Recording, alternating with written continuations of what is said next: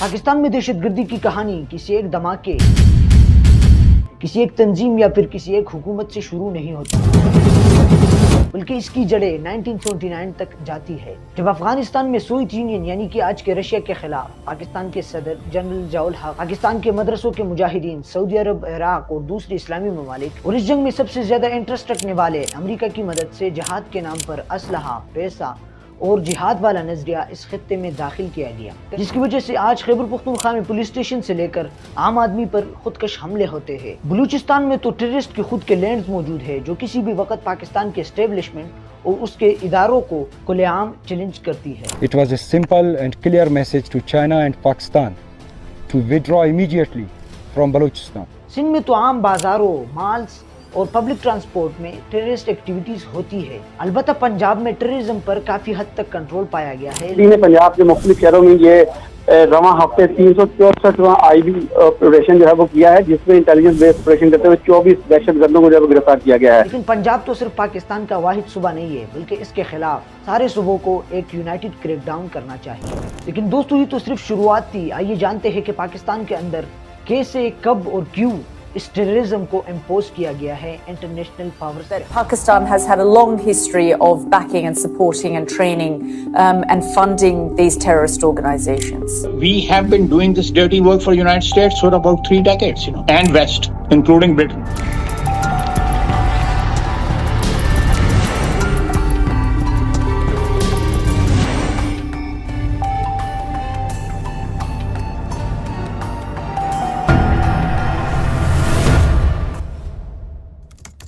دوستو، جب جنرل ضیاء الحق کے حکومت کے دور میں پاکستان نے امریکہ کے ساتھ مل کر سوویت یونین کے خلاف افغان جنگ میں حصہ لیا، اس وقت امریکہ، CIA، سعودی عربیہ اور پاکستان کے اسٹیبلشمنٹ نے مل کر پاکستان کے مجاہدین کو ویپنز، پیسہ اور ٹریننگ دی اور پاکستان کے اندر مدارس کے ذریعے ایک جہادی نظریے کا پروان چڑھا، اور یہی وہ بگننگ دور تھا جب پاکستان کے قبائلی علاقوں میں ویپنز، اسمگلنگ اور آرم فورس کا کلچر پیدا ہوا۔ کہا جاتا ہے کہ اس وار میں فی مجاہد یعنی کہ پر مجاہد کو $400 سے $500 ماہانہ تنخواہ ملتی تھی۔ سوویت یونین کا افغانستان سے جانے کے بعد یہی جنگجو اور مجاہدین بے روزگار ہو گئے، پھر یہی جنگجو روزگار ڈھونڈنے کے لیے القاعدہ اور طالبان جیسے گروپوں کی شکل میں سامنے آئے۔ 1990 کی دہائی میں جب بے نظیر بھٹو اور نواز شریف کی ادوار آئے تو افغانستان میں خانہ جنگی رہی، تو پاکستان کی حکومت نے طالبان حکومت کو تسلیم کیا، مگر اس سے بھی نہ ہوا تو اصل تباہی کا آغاز 11 ستمبر 2001 کو ہوا، جب پرویز مشرف نے امریکہ کی وار آن ٹیرر میں شمولیت اختیار کی۔ القاعدہ اور افغان طالبان پاکستان کے قبائلی علاقوں تک پہنچ گئے،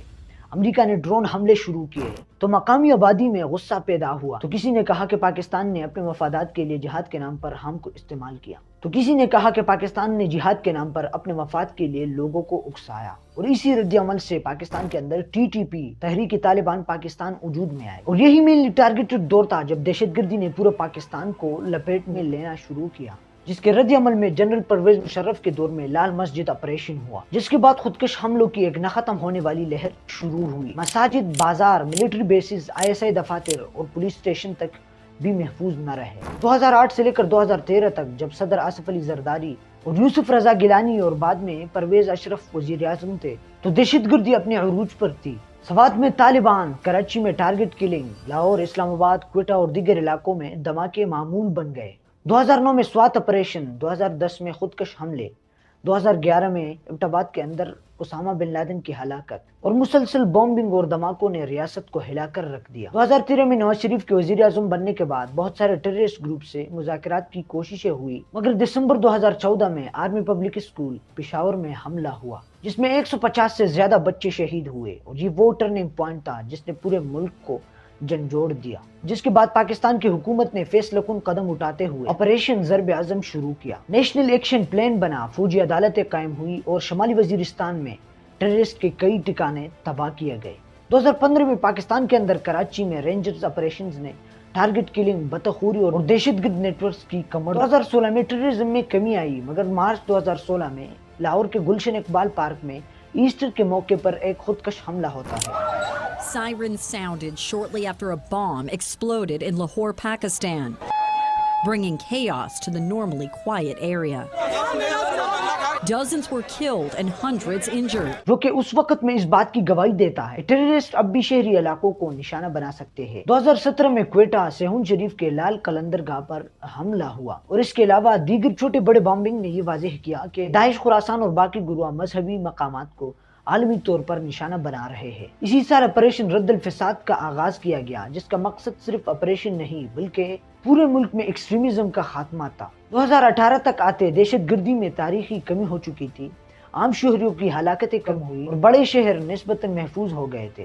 پاکستان دنیا بھر میں ایک کامیاب انسدادی دہشت گردی ماڈل کے طور پر پیش کیا جاتا تھا، جن میں عمران خان وزیر اعظم بنے اور افغانستان میں امن مذاکرات شروع ہوئے۔ ملا عبدالغنی برادر کی سربراہی میں طالبان سیاسی کمیشن کے وفد نے وزیر اعظم عمران خان سے ملاقات کی ہے۔ وزیر اعظم کا کہنا ہے کہ انہوں نے پہلے ہی کہا تھا کہ افغان تنازع کا کوئی فوجی حل نہیں، امید ہے کہ افغان جماعتیں افغان ڈائیلاگ کا فائدہ اٹھا سکیں گی۔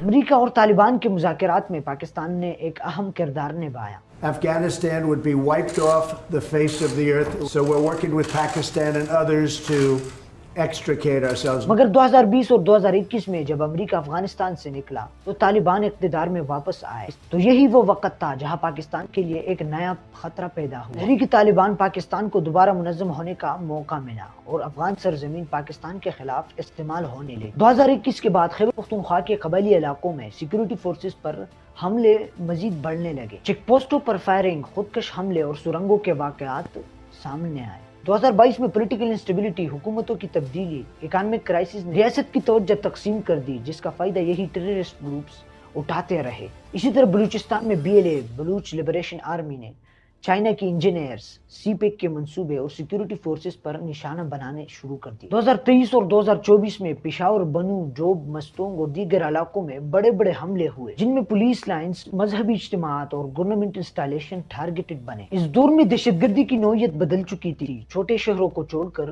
دہشت گرد بڑے شہروں اور انٹیلیجنس سائٹس کو نشانہ بنا رہے تھے، جبکہ 2025 میں دہشت گردوں کا اسپیشلی مرکز خیبر پختونخوا اور بلوچستان رہے، جہاں پر خودکش حملوں، بم دھماکوں اور ٹارگٹ حملوں میں اضافہ دیکھا گیا۔ تو پاکستان کی حکومت نے تمام تر افغان باشندوں کو افغانستان بھیجنے کا مشن شروع کیا۔ Pakistan says the number of Afghan refugees repatriated from Pakistan has now reached 1 million people. Pakistan started pressuring Afghans to leave. Pakistan کا ماننا ہے کہ ہم نے افغانستان کے ساتھ اس وقت مدد کرنا شروع کیا جب وہ بالکل ڈیمولش ہو چکا تھا، لیکن آج اگر ہم دیکھیں تو افغان حکومت یعنی کہ طالبان پاکستان کو ڈی اسٹیبلائز کرنا چاہتا ہے، یعنی کہ باوجود اس انڈیفائنڈ ہیلپ کے آج کے دور میں بھی وہی تنظیمیں آج پاکستان کے خیبر پختونخوا اور بلوچستان میں سیکیورٹی فورسز، گورنمنٹ کی تنصیبات اور ایون عام شہری کو بھی نشانہ بنایا جاتا ہے۔ لیکن ملیٹنٹ ایجنسیز اور اسٹیبلشمنٹ اس خطرے کو سیریس لے رہے ہیں اور ان کے پلانز میں انٹیلیجنس بیس آپریشن میں تیزی، نیشنل ایکشن پلان پر دوبارہ شروعات اور آپریشن اعظم استحکام جیسے اقدامات شروع کیے۔ 2025 میں سیکیورٹی رپورٹس کے مطابق ٹیررسٹ کی جانب سے مجموعی طور پر 5397 دہشت حملے کیے گئے ہیں، جن میں 27 خودکش حملے بھی تھے، جبکہ دہشت گردوں نے ڈرون اٹیک کا استعمال بھی نہیں چھوڑا اور اب تک تقریباً 8 ڈرون اٹیک ہوئے، جو کہ خاص طور پر خیبر پختونخوا میں رپورٹ ہوئے۔ صوبائی سطح پر اگر دیکھا جائے تو سب سے زیادہ حملے 3800 خیبر پختونخوا میں پیش آئے، جبکہ بلوچستان میں 1550 حملے پیش، اور اسی طرح دیگر صوبوں میں بھی چند درجن کے واقعات پیش آئے۔ اس کے مقابلے میں ریاستی اداروں نے دہشت گردی کے خلاف 75,000 سے زائد انٹیلیجنس بیسڈ آپریشن کیے ہیں، جن میں سب سے زیادہ 58,000 بلوچستان میں، جبکہ 15,000 کے قریب خیبر پختونخوا میں پیش ہوئے ہیں، اور اسی طرح 1700 کے قریب دیگر صوبوں میں ہو چکی ہے۔ ان آپریشن میں سیکیورٹی فورسز نے بہت بڑا کردار ادا کیا اور انہی کارروائیوں میں سیکیورٹی فورسز کو بہت بھاری نقصان بھی اٹھانا پڑا۔ انہی دہشت گردی میں پاکستان کے اندر 1 لاکھ کے قریب پاکستانی جانوں کا نقصان ہوا، جن میں زیادہ تر پولیس اہلکار اور عام فورس کو شہادت کا درجہ حاصل ہوا۔ پاکستان میں دہشت گردی کے مکمل خاتمے کے لیے اسٹیٹ پالیسی میں یکسانیت اور زیرو ٹالرنس ضروری ہے، یعنی کسی بھی شدت پسند اور عام گروپ کے ساتھ اچھے اور برے کی تمیز ختم کی جا سکے، اس کے ساتھ جو دوسرا سب سے زیادہ بارڈر کنٹرول ہے ان پر قابو پا سکے، اور انلیگل ایکسپورٹ امپورٹ پر سخت نگرانی کی جائے۔ تیسرا، ٹیررسٹ گروپ کے فائنینشیل فنڈ اور انلیگل فنڈنگ کا مکمل طور پر خاتمہ کرایا جائے، پھر چاہے وہ FIA یا پھر FMU کے ہاتھ ہوتا۔ National action plan, intelligence system کی جدید ٹیکنالوجی سے اپ گریڈیشن، پولیس اور سول اداروں کو فوج کی طرح مضبوط بنایا جائے، اور 5واں خیبر پختونخوا اور بلوچستان میں گورننس، انصاف اور اکانومک بہتری کے لیے جتنا بھی ہو سکے ان پر سب سے زیادہ فوکس کیا جائے. باقی اللہ پاکستان کو محفوظ رکھے. مجھے اجازت دیجیے گا نیکسٹ ویڈیو کے لیے. والسلام.